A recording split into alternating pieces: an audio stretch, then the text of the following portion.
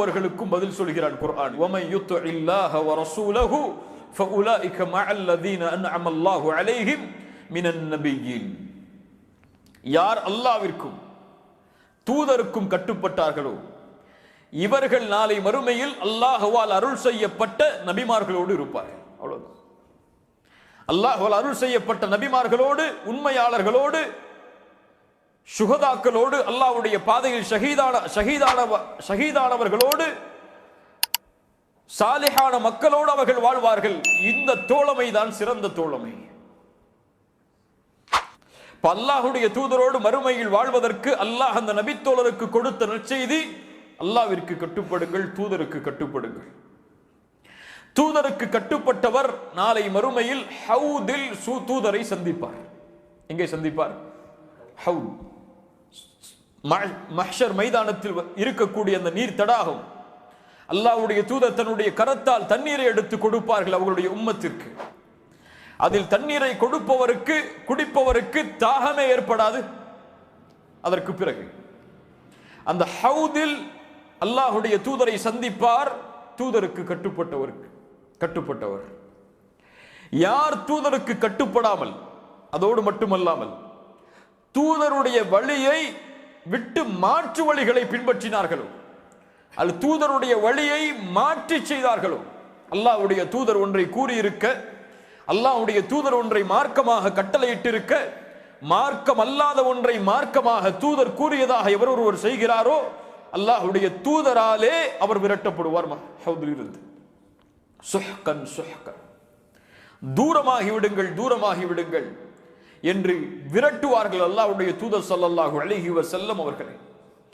அல்லாஹ்வுடைய தூதரை நாளை மஹ்ஷரில் சந்திக்க வேண்டும் என்றால், மறுமையில் அல்லாஹ்வுடைய தூதரோடு வாழ வேண்டும் என்றால், அல்லாஹ்வுடைய தூதரோட சொர்க்கத்தில் நுழைந்து அவர்களுக்கு அருகாமையிலேயே தங்களுடைய இருப்பிடத்தை ஆக்கிக் கொள்ள வேண்டும் என்றால் அதற்கு நபித்தோழராக பிறக்க வேண்டும் என்ற நிபந்தனை எல்லாம் கிடையாது. அதற்கு நீங்கள் மக்காவில் பிறக்க வேண்டும், மதீனாவில் மரணமாக வேண்டும் என்ற நிபந்தனை எல்லாம் கிடையாது. அதற்கு இருக்கக்கூடிய ஒரே நிபந்தனை, அல்லாஹ்விற்கும் தூதருக்கும் கட்டுப்படுங்கள். அல்லாஹ் ஏவியதை செயல்படுத்துங்கள், அல்லாஹ் தடுத்ததை விட்டு விலக்கிக் கொள்ளுங்கள். அல்லாஹ்வுடைய தூதர் ஏவியதை செயல்படுத்துங்கள், அல்லாஹ்வுடைய தூதர் தடுத்ததை விட்டு விலகிக் கொள்ளுங்கள். அது எம்மை சொர்க்கத்தில் அழைத்து செல்லும், தூதரோடு வாழ்வதற்கு எமக்கு உதவி செய்யும்.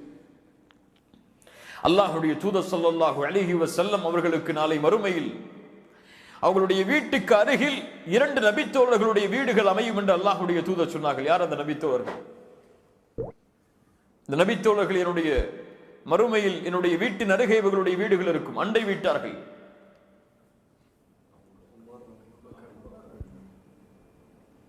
தல்ஹா வ ஸுபைர் ஜாராய் ஃபில் ஜன்னah. தல்ஹாவும் ஸுபைரும் சொர்க்கத்தில் என் அண்டை வீட்டார்கள். இந்த ஹதீஸை பார்க்கும் பொழுது ஒரு மிகப்பெரிய ஆச்சரியம் எழுந்தது. ஏன் இவர்களை மட்டும் அல்லாஹ்வுடைய தூதர் தன்னுடைய அண்டை வீட்டார்கள் என்று சொன்னார்கள்? இந்த இருவரும் தூதருக்கு செய்த தியாகம் அவ்வளவு மகத்தானது.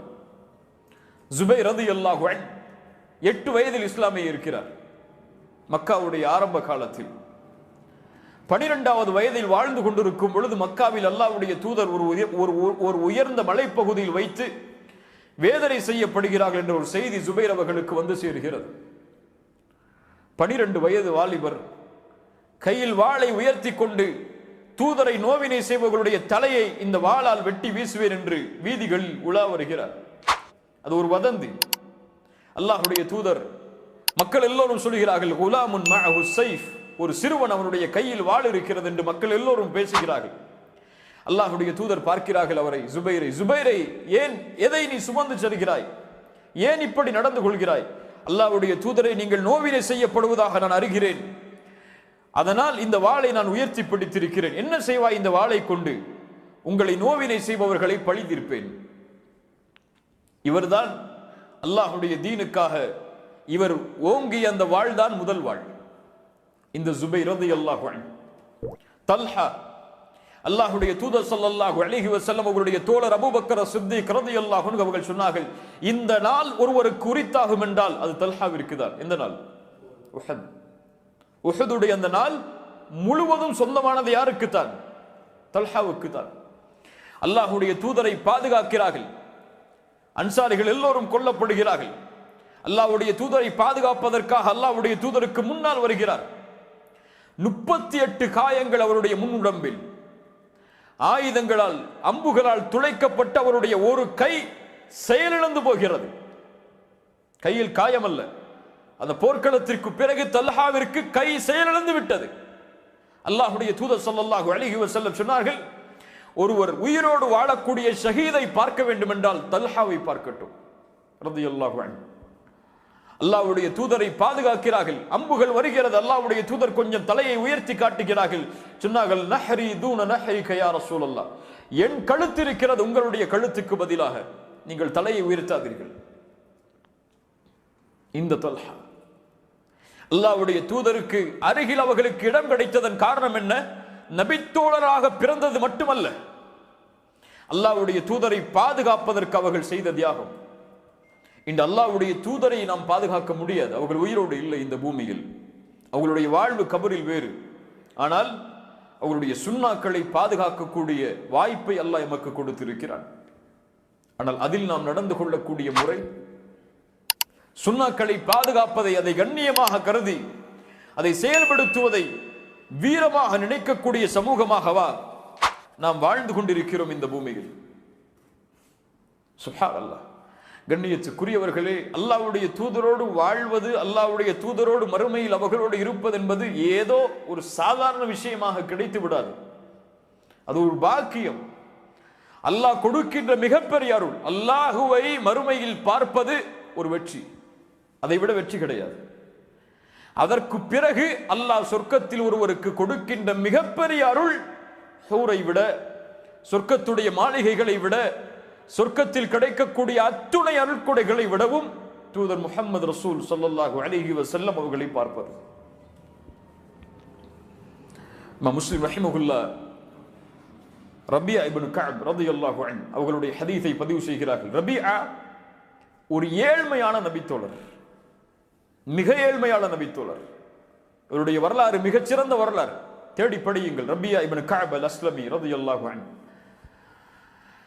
அல்லாஹ்வுடைய தூதருக்கு பணிவிடையாளராக இருக்கிறார். அவர் சொல்கிறார், அவர்களே இந்த ஹதீஸை சொல்கிறார்கள், நான் அல்லாஹ்வுடைய தூதருக்கு உது செய்யக்கூடிய பாத்திரத்தை கொண்டு செல்வேன்.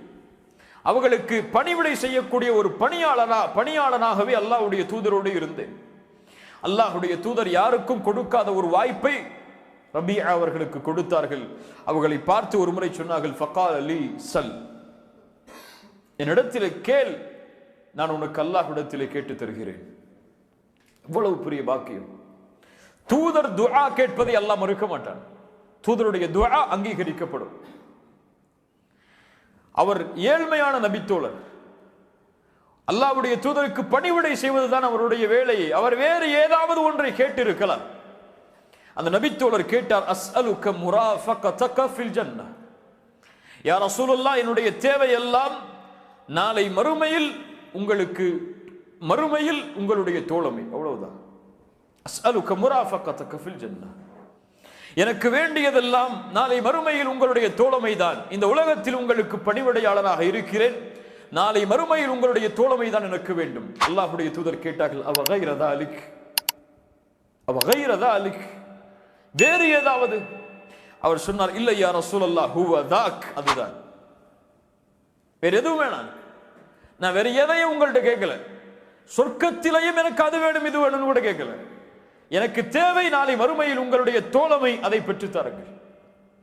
ரசூலுல்லாஹி ஸல்லல்லாஹு அலைஹி வஸல்லம் சொன்னார்கள், ஃபஇன்னி அலா நஃப்ஸிக பிகத்ரத்தி சுஜூத், நீ எனக்கு உதவி செய் ரபியா, சுஜூதை அதிகப்படுத்துவதை கொண்டு. இமாம் நவவி ரஹிமஹுல்லாஹ் தங்களுடைய ரியாதுஸ் ஸாலிஹீன் என்ற கிதாபில் இதை பதிவு செய்கிறார்கள். இமாம் முஸ்லிம் ரஹிமஹுல்லாஹ் அவர்களுடைய கிதாபுக்கு ஷரஹ் சொல்லும் பொழுது, விரிவுரை சொல்லும் பொழுது, சுஜூதை அதிகமாக செய்யுங்கள் அல்லாஹ்வுடைய தூதர் என்று கூறியது தொழுகையை அதிகப்படுத்துங்கள், நஃபிலான வணக்கங்களை அதிகப்படுத்துங்கள். தொழுகை அதிகப்படுத்த முடியாது, நஃபிலான தொழுகைகளை அதிகப்படுத்தி தொழுங்கள். இதன் மூலமாக நீங்கள் எனக்கு உதவி செய்யுங்கள், சொர்க்கத்தில் உங்களோடு நான் இருப்பதற்கு. சுப்ஹானல்லாஹ்.